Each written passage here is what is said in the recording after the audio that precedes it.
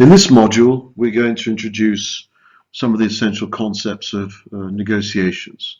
To some extent, every business negotiation has common features. We have different parties on different sides of the table with different interests.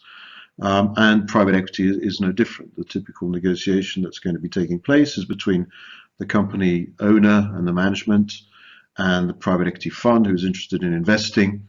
And so obviously one of the key aspects of the negotiation is going to be, well, for the amount of money you invest in the company, what percentage of the company do I want to own? But there's going to be a lot of other aspects that are going to be negotiated as well. Private equity fund managers are very good negotiators. So for any advisor to a company or for a company owner, it can be slightly intimidating to negotiate with a private equity fund manager. But one thing to bear in mind is that what we are negotiating in this case is a partnership. The private equity fund manager obviously wants to secure a good deal, but they are also very aware that they are trying to set up a future partnership. And that can only happen if the negotiation is ultimately, even though it may have some tough moments, a positive experience. So it's not the case that a private equity fund manager has an agenda to overcome or overwhelm the other side. They are looking to find a balance. They are looking for the other side to remain motivated post-investment. So you should not be intimidated too much, and hopefully in this module we're going to give you some insights as to what are some of the best negotiating tactics or strategies in order to protect your interests and come up with a fair private equity solution. We have three principal objectives in this module. The first one is to do with personal style. The second one is to do with cultural differences. And the third one is to do with the negotiation process and the strategies for an effective negotiation. Negotiating style is ultimately personal, although there's obviously going to be cultural factors. So each one of us has our own way of negotiating. And the first step towards being a good negotiator is to become more aware, self-aware of what your negotiating style is. And so there's going to be an exercise here where we establish that, and this can be done both by a self-test or through negotiating with another person and getting that person to score your style. So we're going to establish that. That's the first building block. Secondly, we're going to look at cultural specifics in negotiations. Different cultures will have different approaches to negotiation. Being direct or indirect with each other is one major variable. And the other one is showing emotion or not showing emotion during negotiations, and there are going to be some major differences between cultures, and that is something that you have to be aware about. And then finally we're going to go through the main steps of a negotiation process, and one of the things to bear in mind is to understand how much preparation can help in negotiation.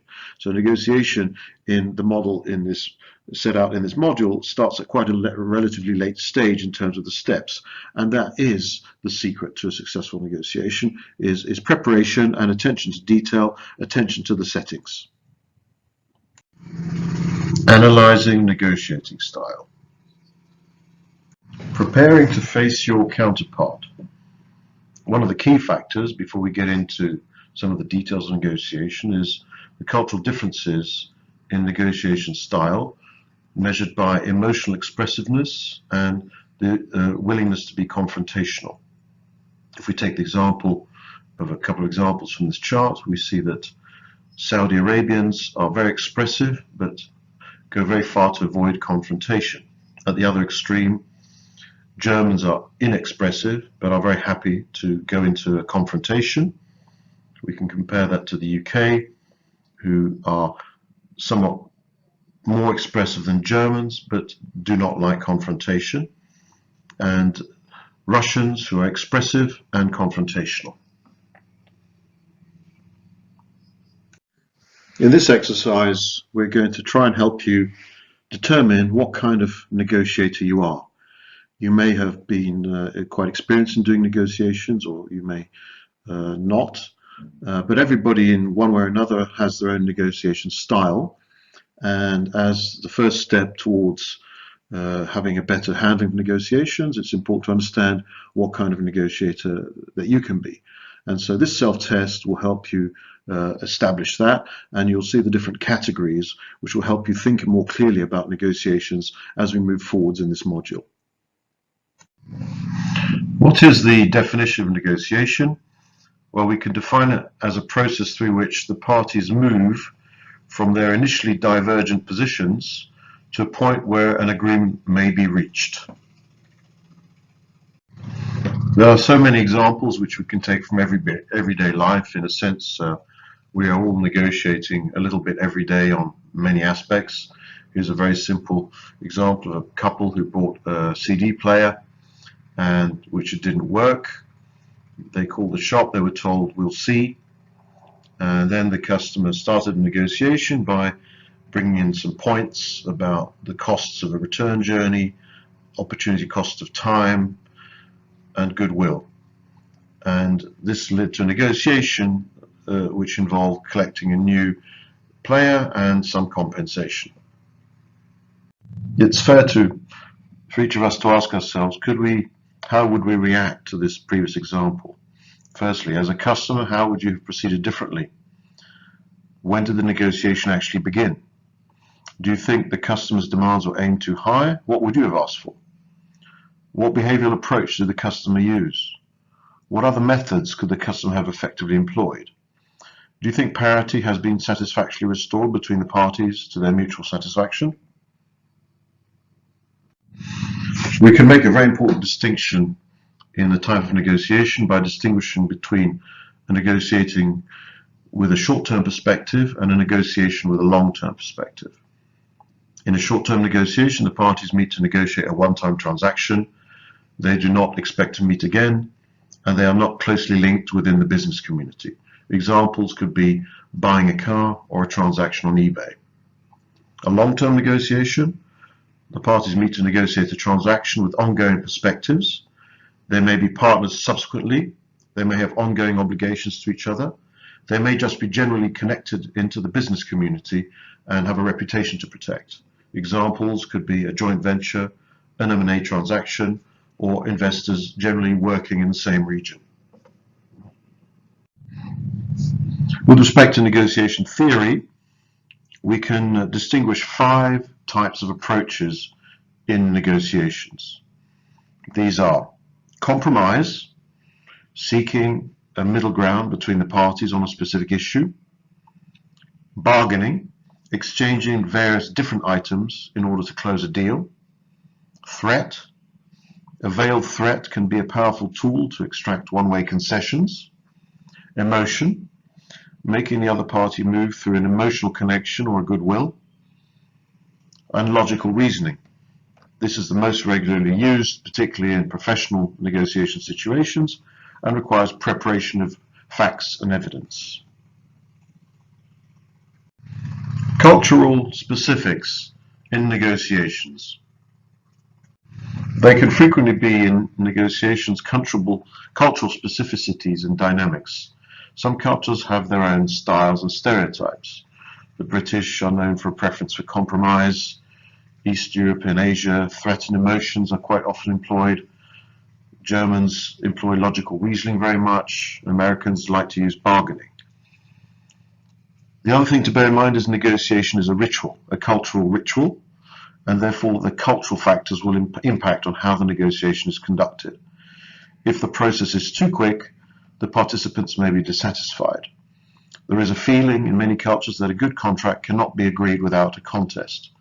And there is also a question of appearance or face or losing face. One characteristic of experienced negotiators is a good understanding of human nature, which in some cases requires experience of life.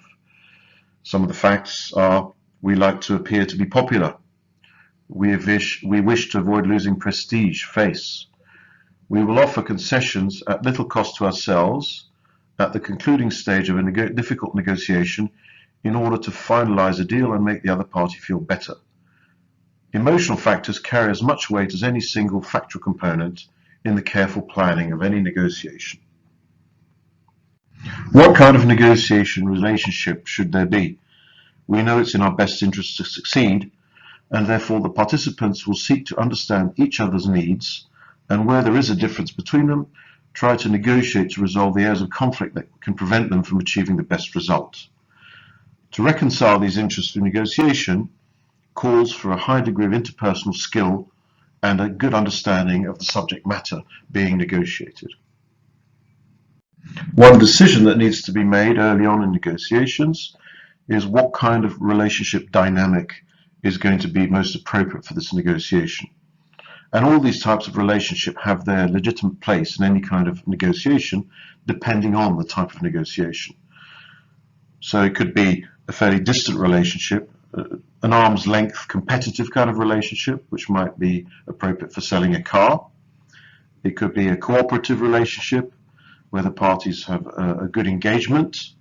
It could be a collaborative relationship where the parties are working for a common objective in a very integrated way, or it could be a partnership, which would suggest that they act as one unit as broadly as much as possible. Matching the parties. The best possible scenario is when the parties share a common belief that each can realize their respective goals through a contractual relationship that supports this aim. Two aspects can provide the clue to identifying the clear intention of the parties. Power. What is the power balance, both from a person-to-person perspective and from the respective business-to-business angle?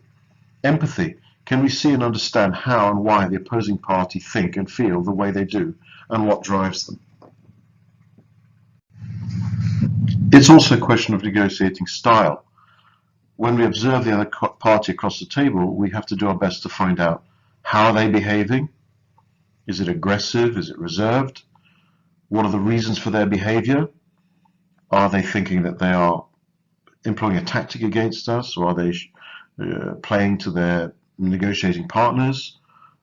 And are there any inconsistencies between the appearance and the facts?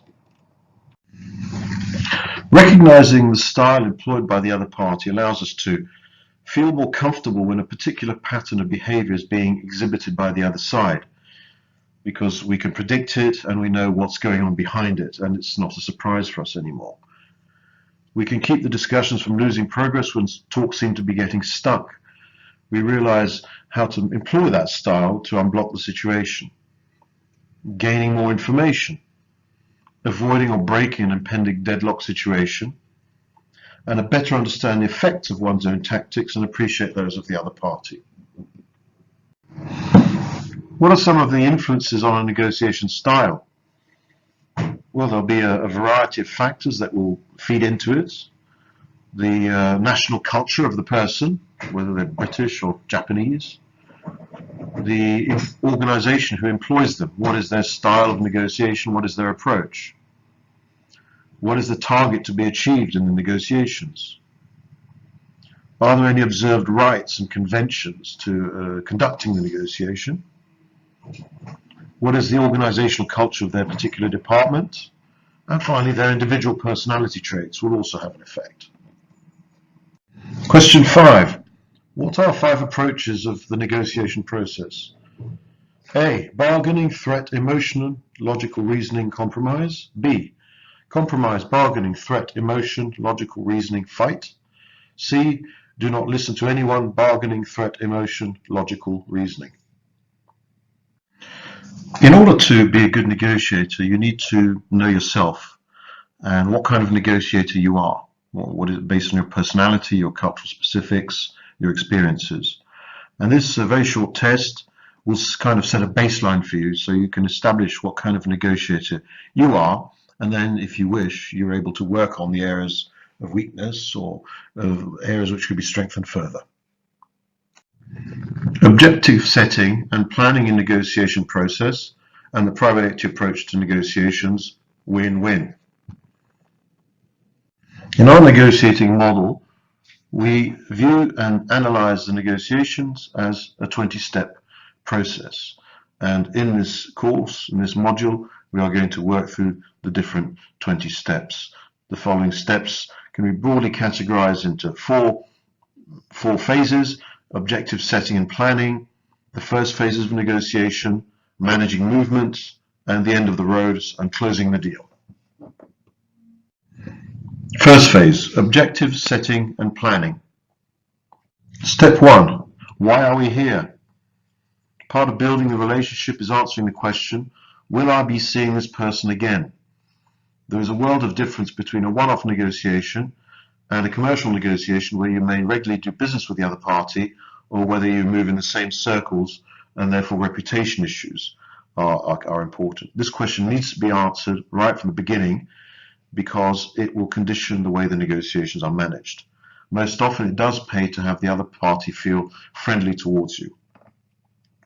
And perception-wise, expert negotiators never appear triumphant at the end and always do their best to leave the other party feeling okay. This ideal outcome could be described as a win, perceived win. What are some of the tactics and counter plays that can be employed in this phase? Personal friend. Be aware of the parties who appear too friendly at the beginning. Guilty party. Don't feel guilty when the other side plays some form of sympathy card or guilt card. Building trust. Trust takes time to build. And an upfront Mr. Nasty. This is a tactic that could be employed because they're trying to make you uncomfortable. It could also be because their position is weak, and we need to understand the reasons for this behavior. Step 2. What do we want to pay? In the negotiation arena, it's important to have a range of objectives which are coherent and consistent, which move along the spectrum from walk away to wow, meaning you've done much better than you expected. Aim high and be persistent, and be prepared to walk away in any negotiation. Some of the tactics and counterplays we find in this step: aim for the stars. The other side may have given their wow price and will come down. First is not best. Never accept the first offer.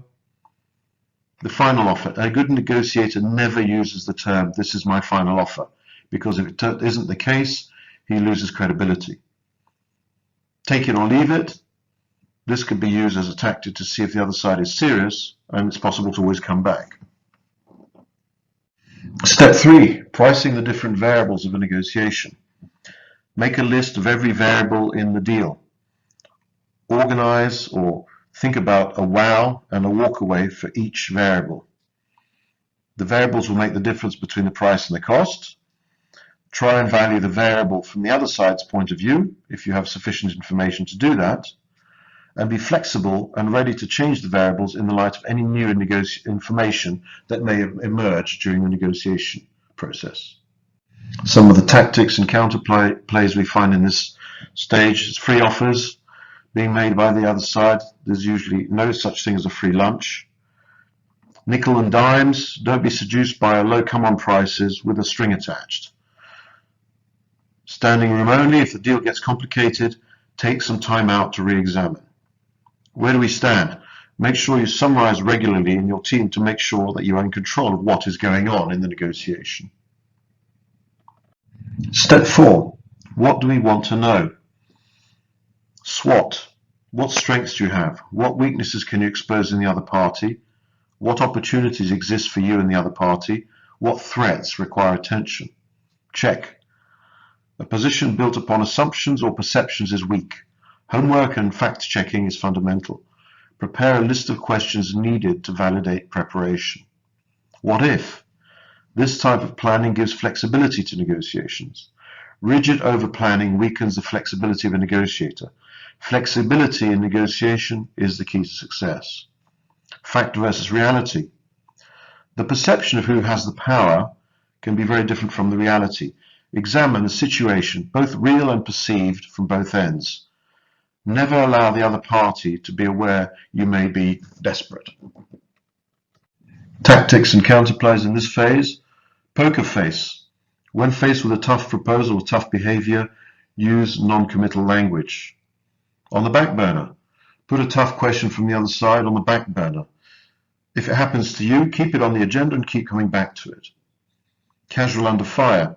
Never let the other party think you're desperate. If you are lucky to discover the other side is, revise your terms accordingly. Step 5. Organizing the case. It's necessary to arrange the issues based upon factual research. Look at the key elements and base the case around them. Facts are an important method of persuading the other party of your position. It's important to get them right and it's important that they are supported. Do not assume the other side will not check your facts. Good negotiators always put themselves in the other person's shoes. Dilution, do not dilute the issues by having too many. Better to repeat the best point rather than adding other points. Tactics and counterplays in this section. Argument dilution. If you can't overcome their logic, ask for more extra reasons. They will then give you weaker ones you can attack. Don't let it happen to you. Stick to your one or two best points. Logic battles. Get your argument in first. Interrupt people who are telling you why not. Tell them why. Always shoot first in a logic battle. Emotion trumps logic. When faced with undisputable fact, use emotion to counter it. I just don't like it often beats the best logical arguments. The joys of software. Take a computer into the room and run the other side proposal through your software. Tell them the computer has rejected their logic, even if you're not doing that at all. Second part of the negotiation process, the first phases. Step 6. When do we start? Well, a negotiation starts at the first contact between the parties. Conditioning factors. The impression shapes expectations. These include the dress, the car, the demeanor, faultless paperwork, professional telephone contacts, a well-prepared negotiating room. This allows you to sow some seeds of ideas in order to shape expectations for the more full session of the negotiation. Preliminary digging. Preparation drives what you'll do at the first meeting. Expert negotiators have already prepared by sending preliminary documentation or anything that can already shape the perception of the other party. Tactics and counterplays in this stage. Desperate Dan. Never look too keen. The other party needs to think that they need you more than you need them. Timing is everything. Pay attention to the timing of the meetings. Perhaps don't schedule the meeting right after lunch. God's right hand. Pay attention to where people sit in the room. Let them sit down first. Position yourself near the decision maker. You can change this if you need to by using nameplates. I'm busy but. Never have an empty diary. It's a sign of weakness. Dear John, keep all mail messages personal. Step 7. The opening round. Where and when? Place the meeting at a location best suited to you. The room chosen should add to the impression. If necessary, arrange a special room. The timing will depend on the objectives. Would it be a Friday afternoon or first thing Monday morning? Hello. The first impression, being on time, a good handshake, eye contact, a smile, using the other person's name, the exchanging of business cards, the provision of good quality refreshments will all help to make a good and important first impression. Who am I? Acknowledge the visitor personally. Who are they? What is their role in the company? With a team, try to understand the dynamics of the team and who is the decision maker. Power to negotiate. Check the other side has the power to negotiate. If they do not, you risk giving a lot away and getting nothing in return when they say they have to go and check back. Build empathy and rapport. An expert negotiator is a social chameleon who suits circumstances, but if it's done badly, it looks very artificial and manipulative and can backfire. Tactics and counterplays in this phase. Personal history. Keep a good record or good knowledge of the other person's personal history. Information is power. Well-known phrase or saying. Does the other side have a favorite expression you could use back to them? The same style of language can often build rapport in negotiations. Clean and tidy. One's personal appearance says a lot about a person. Shake hands. No soft handshakes, subject to cultural differences such as Asia, where it's typical to have a soft handshake. Shared experiences. Try to find out something you may have in common or a common hobby. Mention it without overdoing it, otherwise it will seem artificial. Step 8. The power of questions. Questions are a fundamental part of any negotiation. Begin with words like who, why, what, how, when, where. Structure the questions so they cannot be easily answered with a simple yes or no. For example, open questions, how can we help you, are appropriate for encouraging discussions, but not appropriate when you need to be more specific. What are your reasons for? Isn't a question appropriate for gaining more information. The other type of question is a closed question, and that means they require simple yes or no. This is good when we want to establish facts or try to summarize where we are. Can you deliver by the 17th? This is good for checking facts, clarifying the situation, is not appropriate for gaining general information. Is this what you suggested? That is if you do not want a no answer. The next type of question we have is probing questions. These are used to clarify points of detail. They're usually open questions directed to a specific subject. We can also use requests like, please tell me more. What specific test do you use to guarantee quality? Why do you say that? So what we're doing here is we're checking information that's already been obtained, and we're trying to lock down the other party and making them give the information you require. It's inappropriate if we're exploring people's personal information, because that may lead to a pushback. Leading questions, the characteristic of leading questions is that they indicate the answer that is expected. So there will be no problem meeting our quality requirements. These prices will remain fixed for 12 months, is that right? So these are appropriate to gain acceptance of your views, but they're not useful to obtain information on how the other party actually feels. The next type of question is reflective questions. And this is a good technique to express one's own feelings or obtain information about the other person's feelings. They appear as a statement, but they actually require a response. You seem unhappy about that proposal. That seems to cause you a problem. These are appropriate to encourage the other person to continue talking and to look deeper into the situation. Hypothetical questions. These are useful to get the other party to think about new ideas. The options can be tabled without commitment on either side. What if we extended the contract to 2 years? Suppose we made you our exclusive advisor. This is good for generating creative new solutions, but it's inappropriate because we have to be careful not to allow the other party to bank the hypothetical without giving anything in return. Multiple questions are a string of questions designed to put the other party under pressure. We must make sure to get multiple answers, otherwise the other party will only answer part of the question that suits them. How do you ensure fixed prices, delivery, quality, and the level of after-sales service we require? It's good for putting the other party under pressure. It's not appropriate for creative debate, which would generate positive solutions. Some of the tactics and counterplays in this phase: closing in. Be careful with closed questions when selling. Looking for problems. The seller will be looking for problems. It's difficult for them to sell if you have no problems. 15 all. Answer a question with a question. That's a good delaying or defensive tactic, although it must not be exaggerated. It's good, isn't it? Trying to draw the other party out to agree with you. Silence is golden. When asking a strong question, always stay silent afterwards to give the other party time to answer. Silence is an underestimated and powerful tool in negotiations. Step 9. The skill or art of listening. Encourage the other party to talk. Identify and eliminate the misunderstandings. Active listening skills have the following characteristics. Listen in order to understand what the other party means. Listen to see what they have put in the idea. Look for the positive. Listening allows to identify the skills of other people. Listening allows to get a clearer picture of what is in somebody's mind.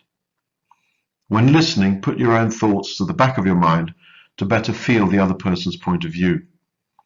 Attentive listening allows for better use of time, but through quicker understanding. Lack of listening demotivates others.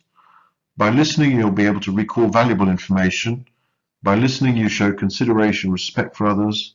By listening, you can gain or improve your authority. By listening, you will improve the level of influence that you have. Some of the key characteristics of listening. Ineffective characteristics. Non-verbal behavior. The listener looks bored, avoids eye contact, user has distracting mannerisms.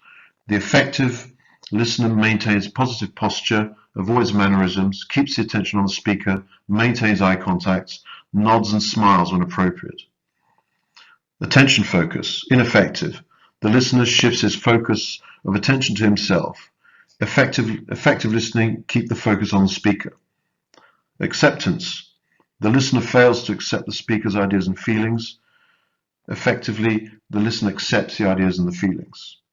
Empathy. Listener fails to empathize. Effective listener empathizes. Paraphrasing. Listener fails to check the accuracy of information by restating the statements of the speaker.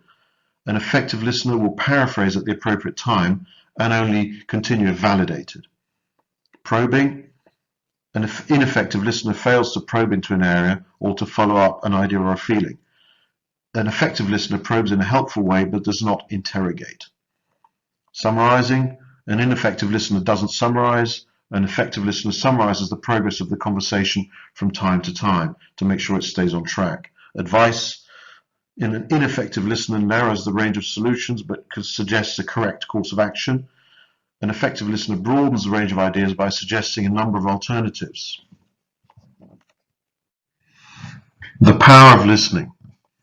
The power of the summary. Using the method of summarizing the conversation is one of the best listening skills you can have because it sends a signal to the other side that you care about what they're saying, and it makes sure that we are clear on what we are talking about and the direction the conversation is going. Using the telephone. If we don't have eye-to-eye contact, the use of words will become even more important. And a telephone call can be used to condition the other party concerning a change in expectations. And it's even more important in a telephone call to summarize because the chance for misunderstanding is much higher. Consider the other person. Never let it show that you're not attracted by the other person or they're in some way repellent to you. The power of silence can be very strong. It can be threatening and difficult to endure. Say nothing if you have nothing to say. Tactics and counterplays in this phase. Rubber ball. If you feel you're being manipulated, reverse the roles. Time out. If things are going badly, take a time out. Go and visit the toilet, have a coffee break. Write on, always make notes. It can be off-putting if the other side suddenly starts writing. It makes you feel you've given something away. Let them talk. If you have a talkative adversary, encourage them to talk. In control. Questioning and listening means control. If you are listening, be ready with the next question. Phase 3, managing movement. Step 10, who moves first? We want to try and cause the other party to move on their own. And there are 3 tactical approaches that can achieve that. Emotion, arrange the feelings of the other party so that the other party moves towards you. Logic, develop a powerful logical argument and get it in first. Threat, make subtle use of a threat without it being explicitly presented as such. Tactics and counterplays in this phase. Evidence for the prosecution. Do not be impressed by printouts, statistics, fancy documents. They can be easily manipulated. Excuse me. If the other side is preparing to make a strong point, interrupt and deflate it. Good cop, bad cop. Do not be fooled by this routine. Rush in front. The other side may present such an unpleasant scenario that everything else seems attractive. Ignore it and judge each offer on its merits. Hurry up. Hold your position when told that the offer will expire or other pressuring tactics. Quick deals are generally regretted. Step 11. It's your turn to move. Placing the marker. Once a marker is down in negotiation, it cannot be removed. Do not place a marker until you exhaust all the one-way movement opportunities from the other side. And try to make the other side place their marker first. How to move? Move in small increments which get smaller and smaller. Never move unilaterally. If, then. If there's no pressure to move, then don't. When the other party moves, thank and bank. When offered something, say thank you and move on. If a concession is offered, you do not need, bank it and trade it for something else later. Never refuse a one-way concession. Tactics and counterplays in this step. Straw issues. Prepare a list of things that cost you nothing to give away and use them to bargain for imported items. Increase their value by using emotion. Let's be open. Be persistent with demands to see the other side's market. Once you put down your bid, immediately demand to see theirs. Thank you for the furry dice. Even if you are offered something you do not want, never refuse it. You can trade it back later. Step 12, bargaining and dealing. This is the part of the negotiation that most people are familiar with. It's important to notice that it only comes as the 12th step out of 20, so quite late in the process. Exchanging variables. Do not exchange a variable without attempting to value it from both sides. Thank and bank again. Never refuse concessions from the other side. Bargaining with one variable. Settling with only one variable will inevitably lead to the compromise approach, and the classic is the 50-50 split. Do not follow this. The compromise has to be a behavior of last resort in any negotiation. Tactics and counterplays in this phase. Don't blink first. The first side to suggest a compromise may be the weakest. Avoid and go for 99-1 when it's suggested by the other side. Confusion. Be prepared and at the right moment throw a large number of variables on the table. It can confuse a poorly prepared adversary. If it happens to you, call a timeout. Something for nothing. Always have available one or two things that cost nothing that you can throw out to create a goodwill or a better trade. Step 13, the edge of the cliff. You need to convince the other side you have given them all that is on offer, and you need to ascertain if the other party has reached the edge of the cliff.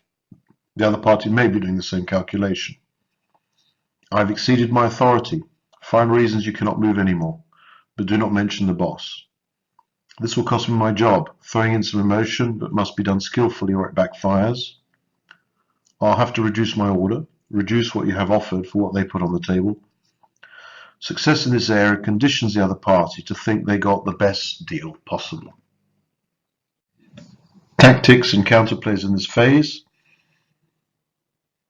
Let me have a word with them. When the other party uses this against you, destroy immediately.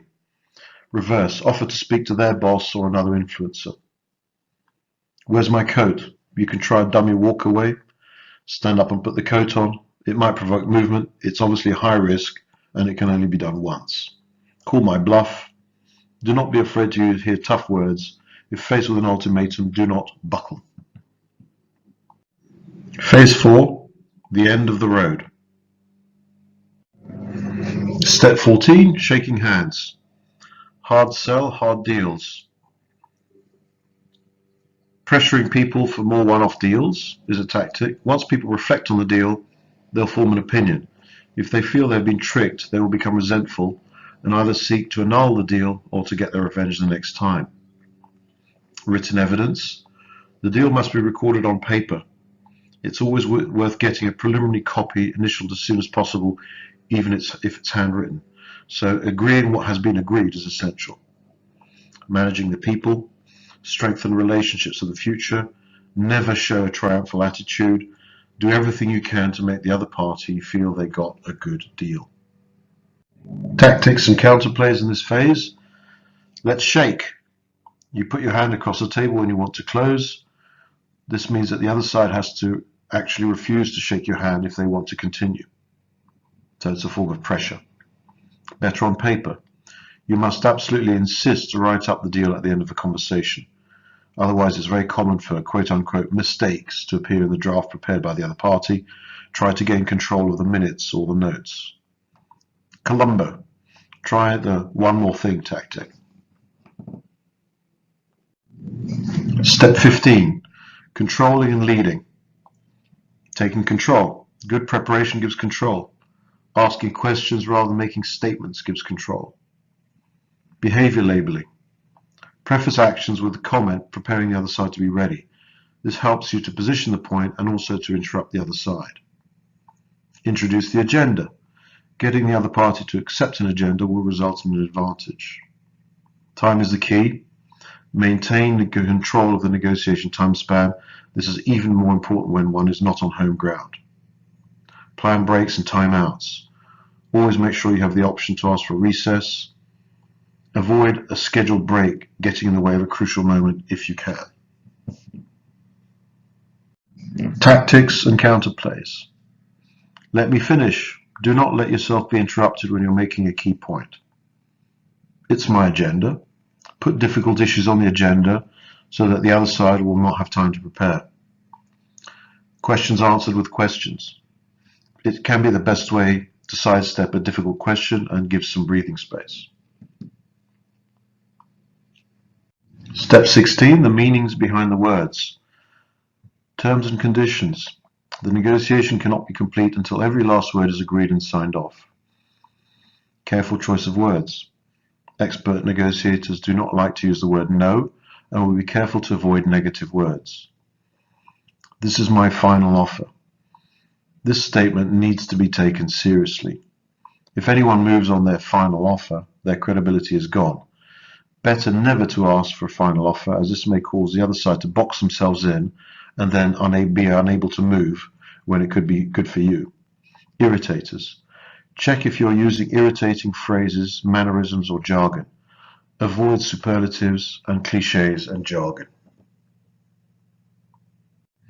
Tactics and counterplays in this phase. You know what I mean? Let the other party interpret your words in their own way. Last chance and final offers. Try to get the other side to move from a final offer.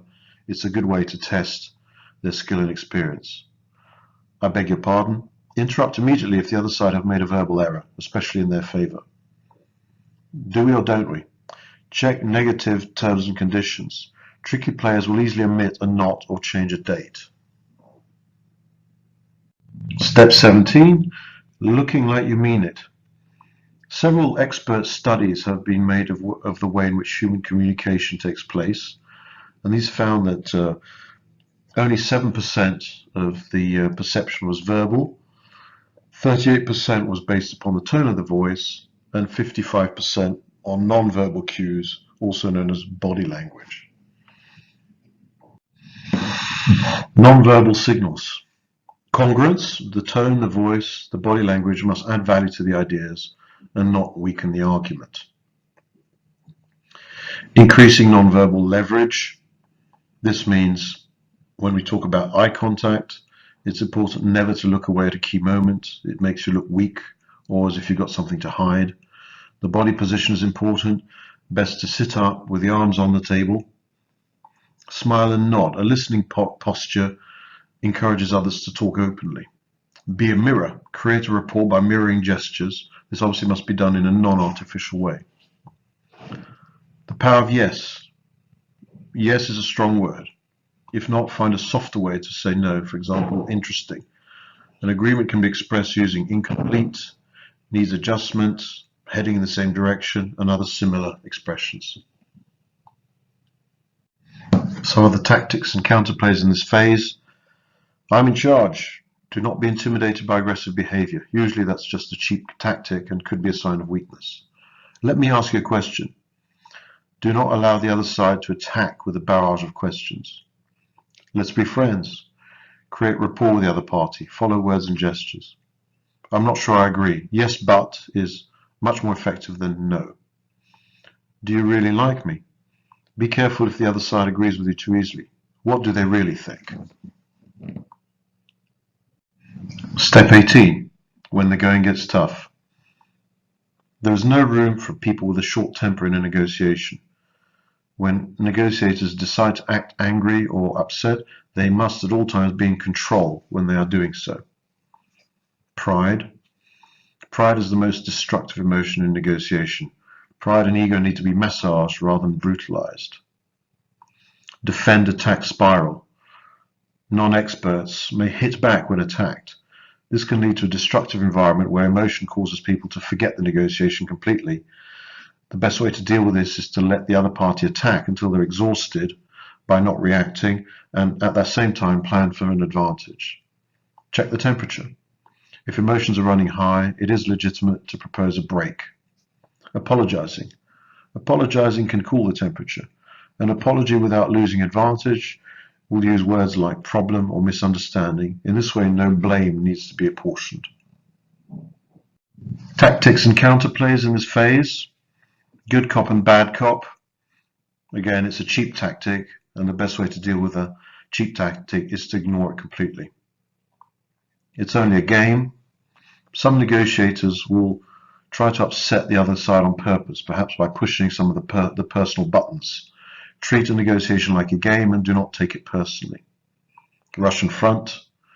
Do not be misled into comparing everything to a worst-case scenario that's been pictured for you by the other side. Step 19, emergency. Plan B. When making plan A, always ask what if. In particular, how can I prevent things from going wrong? If things do go wrong, how can I get out with minimum pain?